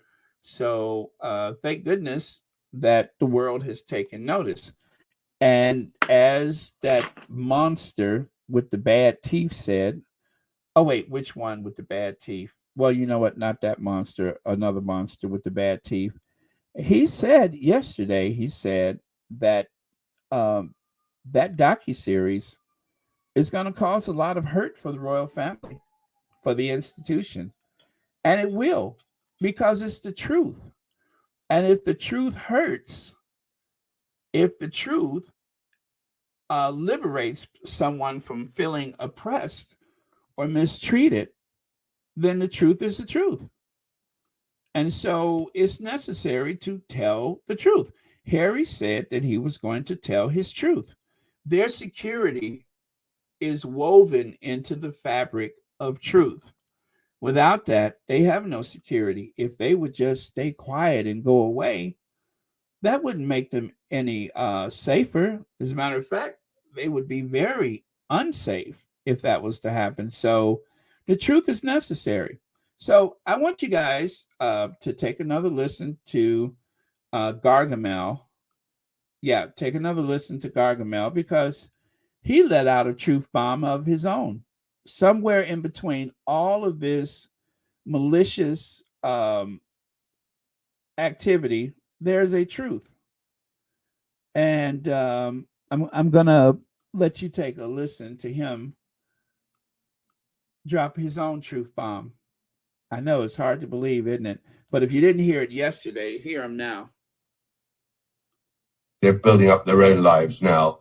And the question is really how the royal family handles it. My view is that they've got to, William needs to give some sort of considered reply to these attacks on him and the royal family. It's a very serious situation which they've created, and they're going to earn a fortune out of it. And don't forget, there's Harry's book still to come next month. And then at some stage, there'll be Meghan's book. I mean, they're making a career out of this stuff, and they're getting huge attention. And I will add, I will concede, they're getting a lot of sympathy, both in America and in Europe, and especially across Africa, Asia, and the Caribbean. They are believed. And that is a very, very serious problem for the British royal family and Britain altogether. They won't want to come. I think they're building up their own lives now. And the question is really how the royal family handles it. My view is that they've got to, William needs to give some sort of considered reply to these attacks on him and the royal family. It's a very serious situation which they've created, and they're going to earn a fortune out of it. And don't forget, there's Harry's book still to come next month. And then at some stage, there'll be Meghan's book.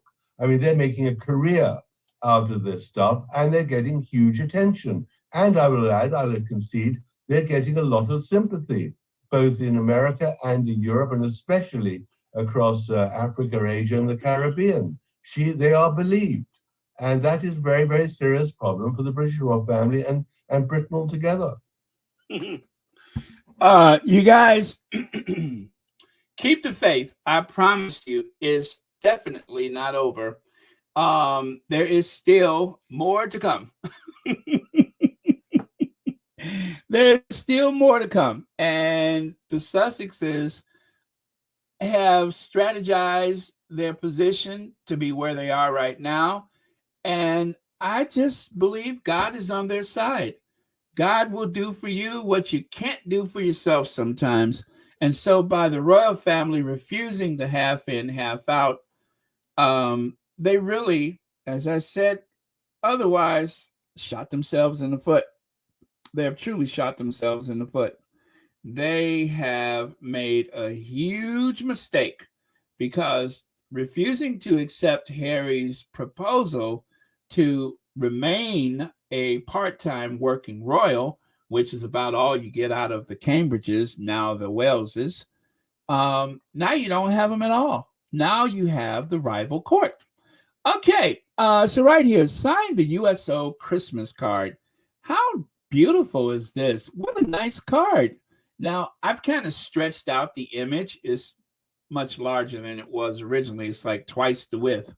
You can kind of see where I stretched it out. So if you see the actual card, it looks like that, except for the little extra I've done to it. But anyway, so that is the USO Christmas card. And I believe they're asking for donations with that. I think so. But I think, yeah, you do a donation to sign the card. I think so, but don't quote me on that. I'm not sure. But yeah, so I made sure I did all that, and I didn't have all the information. But it was a segue to our Duchess from the time she actually volunteered for the USO, flying on one of the presidential Air Force One planes, As you guys know, there's actually a fleet of aircraft that are used by the president, the vice president, and other members of the cabinet anytime they go on those trips. Well, if you take a look right there, you can see United States of America on the side of the plane. So Biden uses that one when he goes back to, is it Delaware? Yeah, he uses that when he goes back to Delaware because it's made for a smaller airport. So that is one of the several Air Force One planes.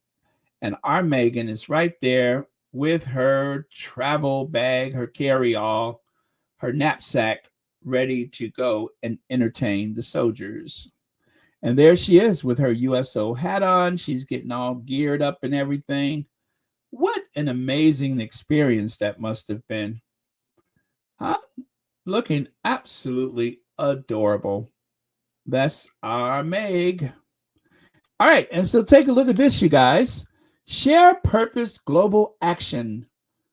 Archwell, a list of organizations and institutions that Archwell has partnered with, created, donated to, awarded grants, volunteered at, or highlighted to give purpose to action.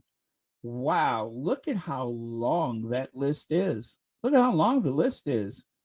YMCA USA, Harvest Home, CamFed, Project Healthy. I'm just glancing through. Look at those. They've been busy. They have been absolutely busy. Now, you know what? I only just saw this for the first time today, right? I've seen this for the first time today. And what a contrast, because you have this showing that the Sussexes has been super busy, in contrast to this report that came out today. According to Reboot Digital PR, who analyzed entries on the court circular, this is how many official engagements each working member of the royal family carried out in 2022. I wonder if any of these include losing half the Commonwealth. Princess Anne, who's known as the busiest woman in the royal family, 214 engagements. Charles, 181. Edwina, 143. The Countess, always a Countess, never a Duchess, Sophie Wessex, 138. Prince William, 126. Camilla, the Queen Consort, 102. The Duke of Gloucester, 100. That's not his age. That's how many engagements, although you would be forgiven for confusing that. The Duchess of Gloucester, 92. Again, not her age, but the amount of engagements. You'd be forgiven for confusing that. And Princess Kate, 90. There's 365 days in a year. And Princess Kate has had a whopping 90 engagements. And of course, the Duke of Kent, who's married to Princess Michael the Duke of Gloucester. Oh, wait, that's the Queen's cousin, Duke of Kent. That's also the Queen's cousin, not to be confused with Prince Michael of Kent, because he and Princess Michael of Kent have retired from public service. All right, so he's had a whopping 78 engagements. So yeah.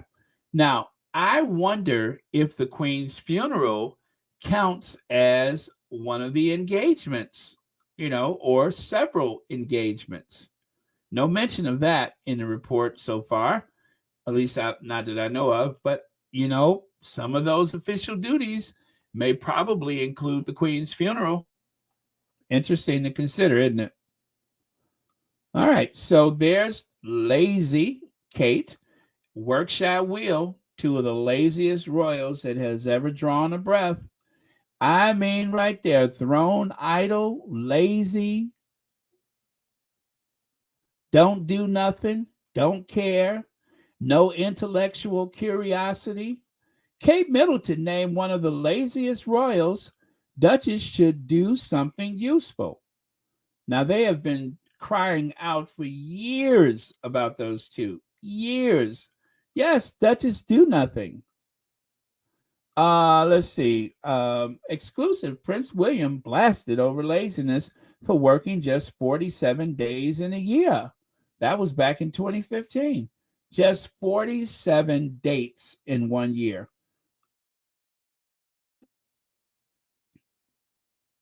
And just think, he's now the Prince of Wales, and he hasn't even doubled that yet.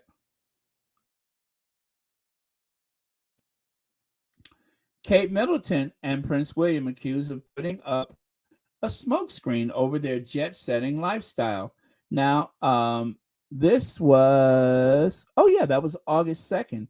The Duke and Duchess of Cambridge have been urged to give up their favorite perks of nearly 100 days holiday a year, as royal expert warns it is presenting a problem. 100 days, up to 100 days of pleasure. And take a look at the cut. Earlier this week, Prince William decided to skip the Commonwealth Day. Yes, yes, yes. Commonwealth Day, the most important date on the Queen's calendar. Commonwealth Day. If there's anything that they ever said about the Queen is how much she loves Commonwealth Day, how important Commonwealth Day is. And this man took off in, I think it was 2017, and went skiing and was even photographed with other women. That was not Kate. Kate was left behind. Yeah, it was a big scandal. Kate Middleton disliked for laziness. Duchess can do more. Or is Kate Duchess of Cambridge lazy, Katie? And is she feuding with whatever that is? I think that was for Meghan. And then right there, Kate Middleton feels exhausted and trapped under the enormous workload after Meghan Markle and Prince Harry effectively threw the Cambridges' children under the bus by quitting as royals, sources tell Tatler. Well, you guys remember the famous article, Catherine the Great, when she said how tired she was, which is bizarre when you consider that she has a whole staff of people. Prince works shy and Duchess do little. And over here, you can see how drawn and withered she looks. She looks so withered. Okay, and over there, the Duke and Duchess of Cambridge top housekeeper has suddenly quit as the job became more demanding, according to the UK report. Sadie Rice, 35, packed in her £35,000 a year, or $60,000 at the time, job when she was asked to move with them from Norfolk and Hall to Kensington Palace, reports The Sun. A source at the Queen's nearby Sandringham estate said Sadie is a hard worker, that is, but the job's demands got too much even for her. They wanted her to spend more time at Kensington Palace, and her work was increasing all the time. She wasn't having a normal life outside of work. Sadie's serving her notice, and it seems nothing will change her mind. It's their loss. That's because Kate and William are lazy. Lazy. Like right here, Kate Middleton was called lazy and unbecoming by Queen Elizabeth before Duchess married Prince William. We've heard this for years. The Queen, according to palace sources, and you know they never lie, said she was lazy. Lazy! Yikes, Kate Middleton called lazy by Queen, nicknames her Duchess of Doolittle. And look at her right there, hiding from work. She's supposed to be at an engagement. Look at her hiding behind the wall. See ya? See how she's like slid behind the thing like, I don't think they see me.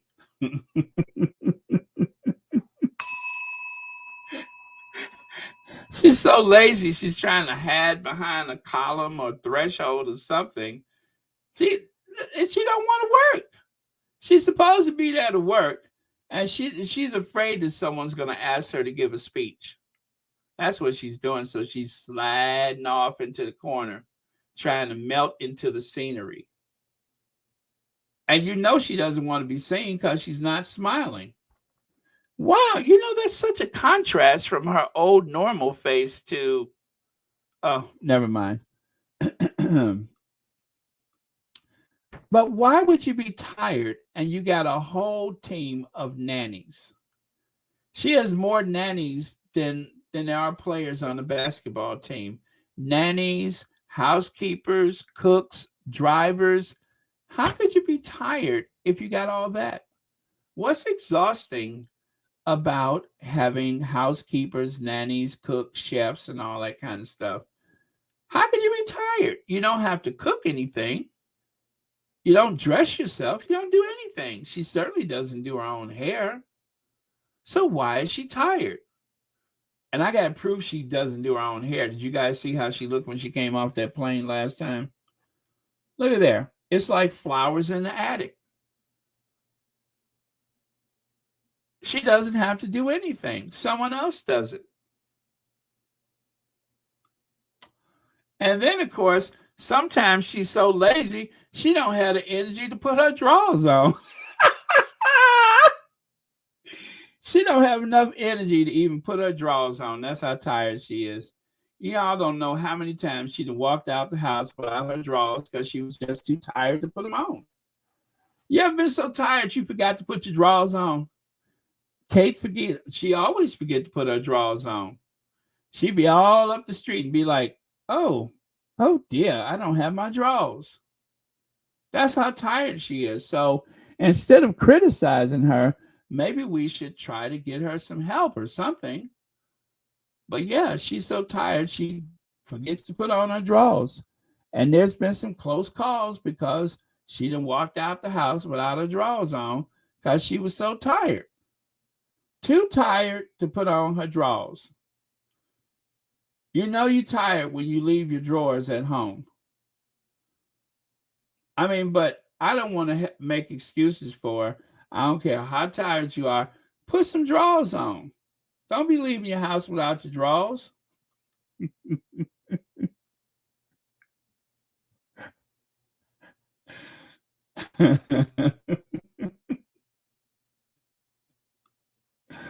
Tired from looking through William's phone.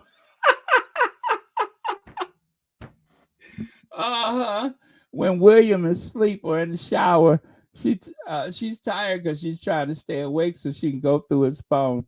That's a good one. Thank you so much for that. And Shelly L says the Duke of Kent was the really old man they kidnapped from his retirement home. From his retirement home to stand on the balcony with the Queen. Every time the Duke wobbled, Death himself steadied him so he wouldn't fall. Oh, Lord. Shelly, you are a comedian. I love that. But yes, I remember that. That's when he had on that big bearskin hat and you couldn't even see nothing but his lips. That hat covered his nose, his eyes, and it looked like he was about to tip over. But yes, oh, man, thank you so much for that. I love it. Okay. Oh, you remember that song? Yo, mama don't wear no drawers. I saw when she took them off. She threw them in the street, and those cars went beep, beep, beep. Yes, we used to sing that when I was a kid. Oh, well, you guys, they'll get it together. There's still some hope for Lazy Katie, Duchess Doolittle, and, of course, Workshop Will. I mean, pretty soon they'll have the big job, and when that happens, there'll be more people to help them do things that they need to do around the house. So, all right, you guys, it's been 2 hours, and I'm done with all of my slides. So thank you all so much for watching Royal Sussex. And you guys, please don't despair. Things are looking up for the Duke and Duchess of Sussex. I promise. I absolutely promise you. And even though there may be these little setbacks, they're emotional setbacks for sure. And of course, we all want the safety and security for the Sussexes, their children, and Doria. But they have projects they're working on. And Harry said, I'm not waiting for an apology. We're moving on. And they are moving on. And so it doesn't mean that that's the end of them speaking their truth. They are going to speak their truth at a time and a place of their choosing, and not when it's convenient for other people, but they will speak their truth. So we haven't seen the last of it. And, and when that time comes, we will be there to support them. So thank you all for your support. And for Royal Sussex, thank you all for supporting the other Sussex-friendly channels, because that is also very important. And thank you I got a couple of gifts at the mailbox, so I'm going to try to go and get those today. Someone sent me a red envelope. I assume that's a Christmas card. I can see on the app they do a screenshot of whatever I receive, so I could see it on the app. I just haven't gone to get it yet. But thank you in advance in case I neglect to mention it later for said gift or card or whatever. Greatly appreciate it. And I'm going to go to the list. Thank you, Sherry Ware. Okay, the list.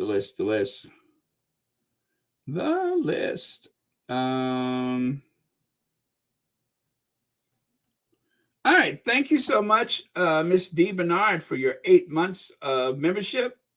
And thank you, Kim Brown, for your 8 months of membership. And thanks for the super chat and or super sticker, Elaine Park, Audrey Teschner, Maggie Margaret, Pomerose 71, Ginger Lily, God's Child, Sharon Young, The Best, Colorless, Pomerose again, and Shelly L. Thank you all so much for the super chats and the super stickers. Also, we'll be looking for our last word of the day. The last word of the day. Let's see.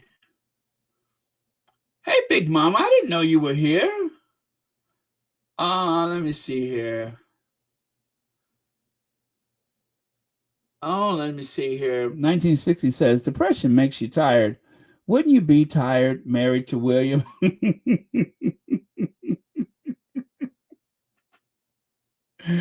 Oh, man, I love that. Thank you so much for saying that.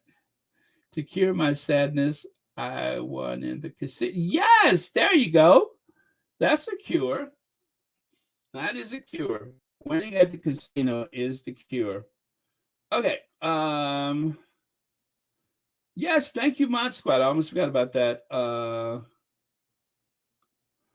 Those who accused the success, or is it the Sussexes, they don't have eyes to see how they treated Harry and Meghan. We live in a world full of injustice where people see white and turn it black. Thank you so much, Aka. So thank you. And thank you so much for being here today. And there's some people that have malice and discontent in their hearts, people who want to share their hurt with the rest of the world, or people who want to manipulate the world into something that they want it to be, make it into their image, when the truth is there's more good in this world than there is bad. And I try to find it whenever and wherever possible. Thank you, Annie Bennett. Thank you for being here. All right, so I guess that's the last word then. And then over here, thank you to our queens of Diana and Doria for the amazing cheering and the grandcheering. Thank you so much for that. Truly an inspiration. And I'm going to cue Ginger Binge, and then we are going to make like a tree and leave.